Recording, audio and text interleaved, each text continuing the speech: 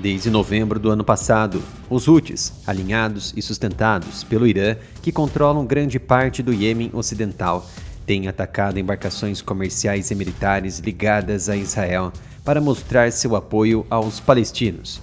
Eles dizem que seus ataques continuarão até que haja um cessar-fogo em Gaza. Os Houthis, também conhecido como Ansar Allah, apoiadores de Deus, são um grupo armado que controla a maior parte do Iêmen, incluindo a capital Sanaa e algumas áreas ocidentais e setentrionais próximas à Arábia Saudita. Os Houthis surgiram na década de 90, mas ganharam destaque em 2014, quando o grupo se rebelou contra o governo do Iêmen, fazendo com que ele renunciasse e desencadeando uma crise humanitária devastadora.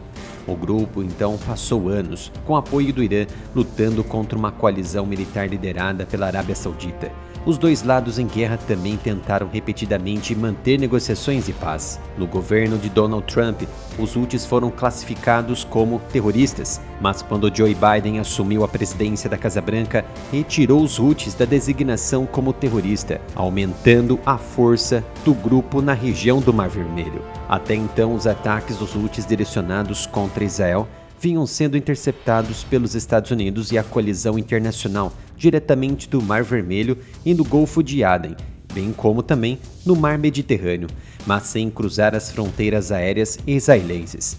Diante dessas afrontas, Israel permaneceu quieta, sem reação. Mas então aconteceu algo na madrugada de sexta-feira, 19 de julho, que fez os israelenses pararem de afiar suas lâminas. Nas primeiras horas da manhã de sexta-feira, um drone lançado pelo grupo atingiu um prédio no centro de Tel Aviv, localizado a cerca de 100 metros de distância de uma filial da embaixada americana. O ataque tirou a vida de uma pessoa e feriu outras 10, deixando cidadãos israelenses perturbados, já que Tel Aviv permaneceu praticamente intocada em dezenas de ataques anteriores dos Houthis e do grupo Hezbollah do Líbano. Foi também a primeira vez que um ataque Houthis causou uma fatalidade em Israel, com seu drone cobrindo uma distância de mais de 1.800 quilômetros. O exército israelense disse acreditar que o drone era uma variante do Samad-3 de fabricação iraniana, que foi ajustado para melhorar seu alcance, provavelmente por meio de uma carga explosiva reduzida para acomodar mais combustível. O drone, que também se acredita ter sido usado em ataques anteriores dos Houthis contra a Arábia Saudita e os Emirados Árabes Unidos, não voou diretamente, com avaliações militares israelenses indicando que ele sobrevoou o Egito e voou para Tel Aviv, vindo da direção do Mar Mediterrâneo, a baixa altitude. Foi também o primeiro ataque bem-sucedido documentado dos Houthis no Mar Mediterrâneo, um teatro de operações para o qual eles tentaram se expandir desde a invasão terrestre israelense de Rafah, no sul israelense. Os militares israelenses disseram que um erro humano fez com que o drone fosse confundido com uma aeronave amiga e não fosse abatido, apesar de ter sido detectado até 6 minutos antes do impacto. Mas os Houthis alegaram que usaram um novo tipo de drone que pode escapar dos radares, acrescentando que pretendiam impor uma sensação de insegurança sobre Tel Aviv, lar de muitos escritórios militares e do governo israelense, bem como embaixadas estrangeiras. Na verdade, o drone de fabricação iraniana lançado pelos Houthis viajou mais de 2.600 quilômetros até chegar a Israel, de acordo com uma investigação da Força Aérea Israelense. O Samad-3 modificado e de fabricação iraniana fez uma rota de voo não direta, o que pode ter contribuído para que não fosse classificado como uma ameaça. De acordo com a investigação da Força Aérea, o drone carregado de explosivos aparentemente voou para o oeste do Iêmen sobre o Mar Vermelho, alcançando a Eritreia, antes de voar para o norte sobre o Sudão e posteriormente o Egito, alcançando assim o Mar Mediterrâneo. Foi só nesse momento que o drone apareceu nos radares israelenses, como um alvo não identificado. Em retrospectiva, o drone foi rastreado por 6 minutos seguidos, enquanto se aproximava de Tel Aviv, vindo da direção do Mar Mediterrâneo, antes de entrar e sair do radar por vários minutos depois disso.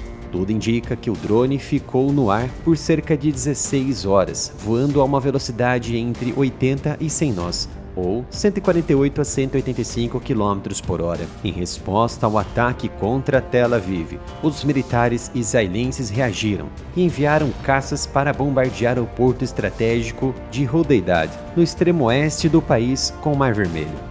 O ataque israelense foi direcionado contra uma estação elétrica, contra o porto e seus sistemas de guincho e contra reservatórios de petróleo e combustíveis, causando uma grande explosão e incêndios na área, que perduram até este momento em que este vídeo está sendo produzido. O exército israelense defendeu seu ataque ao porto, dizendo que ele impactará os carregamentos de armas enviadas pelo Irã e a economia dos Houthis por algum tempo. Teherã, que é claro, nega enviar mísseis e drones para o grupo, condenou o ataque no domingo, dizendo que ele corre o risco de expandir o conflito pela região. Teherã nega o envio de drones, sendo que o próprio drone, que caiu em Tel Aviv, era iraniano. Foram necessárias 2 horas e 50 minutos para que os caças F-15, F-35 e outros caças e aeronaves das forças israelenses, que realizaram cerca de 10 ataques aéreos na noite de sábado contra os Houthis, atingissem seus alvos na área do porto de Hodeidad. As aeronaves decolaram por volta das 15 horas e atingiram seus alvos no início da noite, às 18 horas. Apesar disso, a IDF manteve em sigilo o número exato de aeronaves usadas para reabastecer seus caças para fazer o voo de 1.800 km e retornar com segurança. Além disso, uma grande variedade de aeronaves de ataque, aeronaves de coleta de informações, aeronaves de reabastecimento, aeronaves de resgate e forças defensivas participaram do ataque, embora a quantidade exata de ativos aéreos permaneça confidencial. Ataques aéreos israelenses atingiram instalações de refino de petróleo em Hodeidad, bem como ativos da Força Aérea Iemenita, para interromper o transporte de armas iranianas para o Iêmen. O porto foi usado por diversas vezes como escudo para misturar importações massivas de armas com ajuda humanitária. Embora os Houthis tentem apresentar o porto como sendo usado para fins humanitários, é um escudo para misturar importações massivas de armas.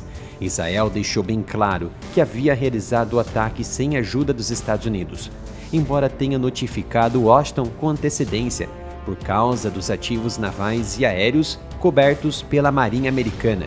Caso contrário, poderia ocasionar um erro de cálculo. Também houve indícios de que países árabes aliados, como aos sauditas, poderiam ter ajudado e permitido o uso de seu espaço aéreo, ou com alguma questão de reabastecimento. Nos dias dos ataques persas de 13 e 14 de abril contra Israel, os sauditas haviam auxiliado Israel com inteligência operacional para abater os ataques aéreos do Irã. Os Houthis assumiram a autoridade sobre o mercado financeiro do país, nas áreas sob o seu controle, e introduziram 180 empresas de importação de petróleo, 250 empresas de câmbio e 1.023 empresas comerciais, todas as quais receberam isenções fiscais e alfandegárias. Já outras empresas, que existiam antes do controle dos Houthis, faliram ou foram transferidas para a região mais ao extremo leste do país. Como o porto de Hodeidad é um ponto de entrada crucial para grande parte dos produtos do Iêmen, o ataque israelense comprometeu a economia do grupo, um feito que os Estados Unidos não tinham feito até o momento. A mais recente escalada no Oriente Médio e nas principais rotas de transporte de petróleo da região ocorre no momento em que evidências relatam a participação da Rússia no fornecimento de mísseis antinavios avançados aos Houthis, em retaliação ao apoio do governo americano aos ataques ucranianos dentro da Rússia com as armas americanas. Visite a loja do canal umapenca.com/área militar. Aqui você encontra muitas camisetas e outros produtos do canal. E cada produto que você comprar estará ajudando a manter o Área Militar ativo no YouTube, mesmo diante das censuras. Então visite a loja umapenca.com/área militar.